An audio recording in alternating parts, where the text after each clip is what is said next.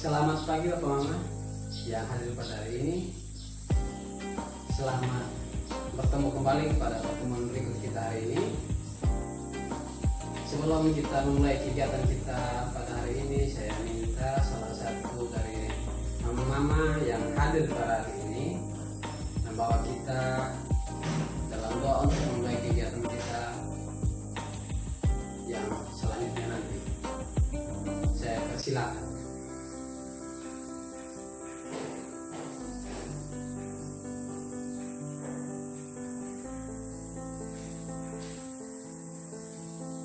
Berdoa selesai. Terima kasih. Pada kegiatan kita hari ini kita akan membawa atau kita akan belajar, saya akan membawa materi tentang kesehatan dan gizi. Itu di modul 3 Bapak Mama. Di sesi yang kedua yaitu pentingnya gizi untuk ibu menyusui dan balita. Pentingnya gizi untuk ibu menyusui dan balitanya. Pokok bahasan yaitu ASI eksklusif. Pokok bahasan yang kita akan membahas yaitu ASI eksklusif. Sub pokok bahasannya itu, topik pembahasannya itu pentingnya ASI saja bagi bayi usia 0 sampai 6 bulan. ASI sampai usia 2 tahun. Ya, saya ulang kembali lagi. Pentingnya ASI saja bagi bayi usia 0 sampai 6 bulan dan ASI sampai usia 2 tahun. Jadi sebelum kita mulai membahas lebih lanjut tentang materi ini, saya mau mengulangi lagi materi yang sudah kita pelajari pada sesi-sesi yang lalu. Apakah ada Bapak Mama atau Mama yang mengingat materi-materi kita yang lalu?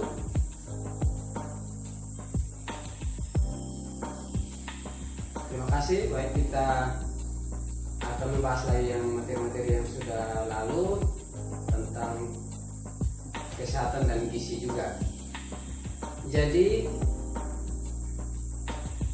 pada materi sebelumnya itu kita sudah membahas pentingnya gizi bagi ibu-ibu hamil dalam proses kehamilan. Itu yang perlu diperhatikan adalah gizi untuk bayi atau kandungan yang ada dalam kandungan seorang ibu.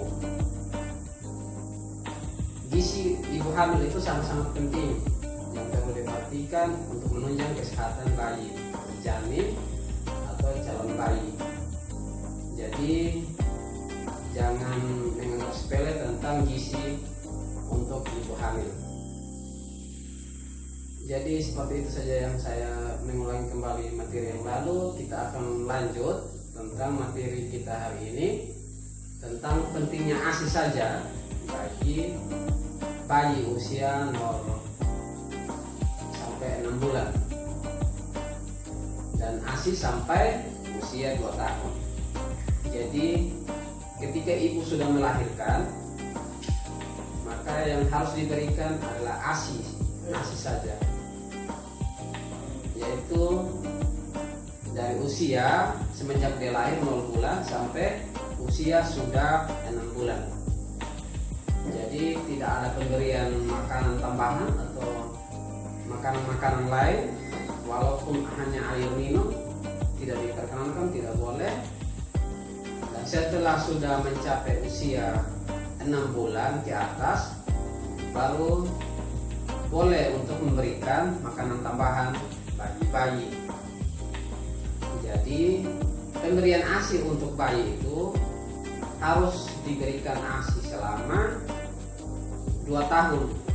Jadi tidak ada pemberian makanan lain sebelum mencapai usia 6 bulan.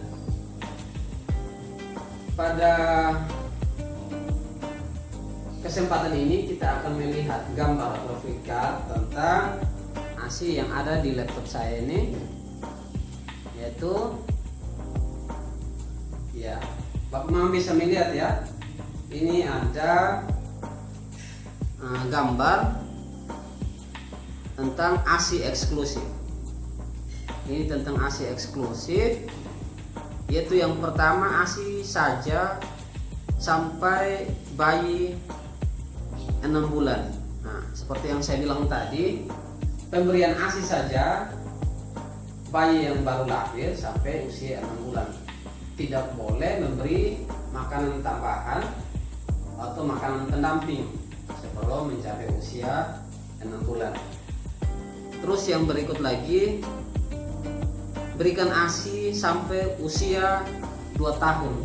Jadi seperti yang saya bilang juga tadi, kita harus memberikan ASI atau mama yang menyusui, yang melahirkan harus memberi ASI selama 2 tahun. Jangan sampai memberi ASI juga di bawah dari 2 tahun. Kalau lebih dari 1 tahun itu masih bisa, tetapi jangan kurang dari 6 bulan itu tadi. Paling penting dari 0 sampai 6 bulan itu pemberian ASI saja.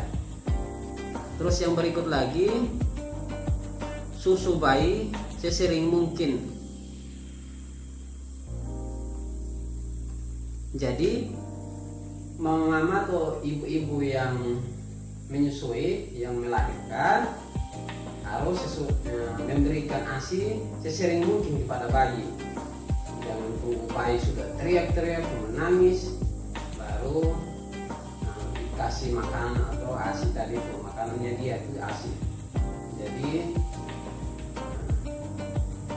sesering mungkin memberikan ASI setiap saat gitu. Harus dikasih ASI setiap saat untuk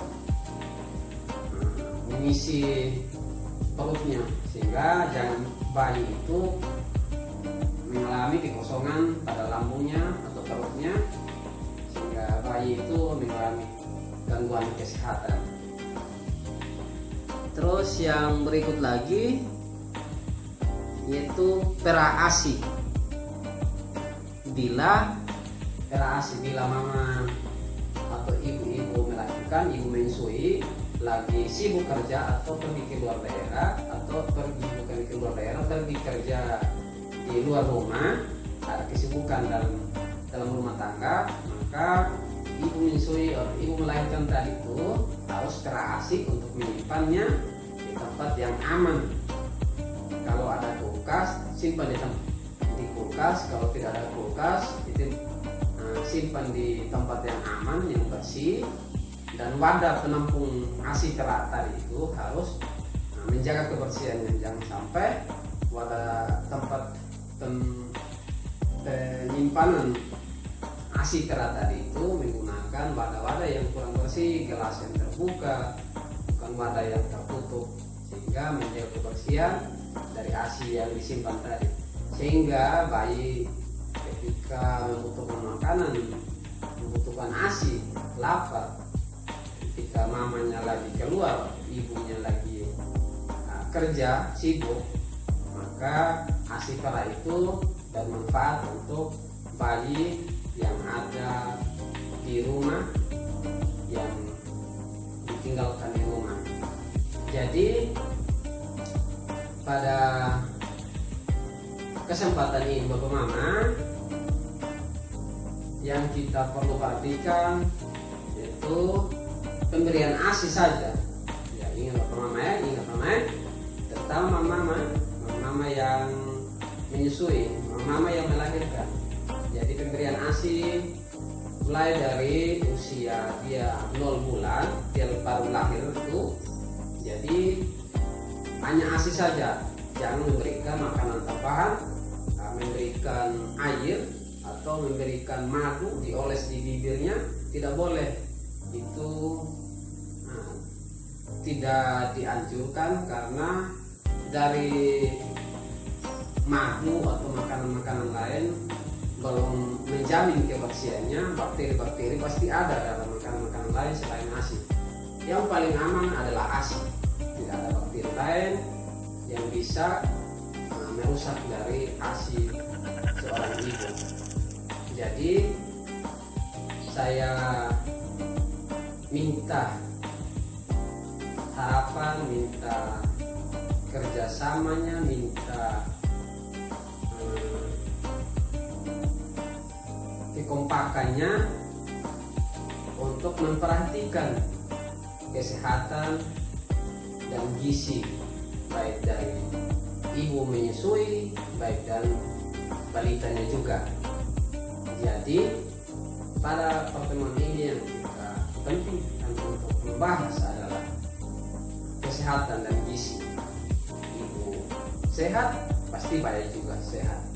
Ibu mengkonsumsi makanan bergizi pasti bayinya juga yang usia masih membutuhkan makanan dari seorang ibu yaitu ASI pasti memperoleh makanan yang bergizi pula juga. Jadi 0 sampai 2 tahun adalah fase penting kedua setelah kehamilan agar anak itu tumbuh tinggi, sehat dan cerdas. Jadi pada umur 0 sampai 2 tahun adalah fase penting kedua setelah kehamilan agar anak tumbuh tinggi, sehat dan cerdas. Tumbuh dengan tinggi, sehat dan cerdas. Jadi paling penting menurut Mama ya tentang fase kedua ini. Demikian pertemuan kita hari ini Bapak Mama. Semoga pertemuan kita hari ini bermanfaat untuk Bapak Mama dan kita semua yang hadir pada hari ini. Untuk materi selanjutnya kita akan bertemu lagi di pertemuan berikut minggu depan tentang modul kesehatan juga tentang kesehatan dan gizi.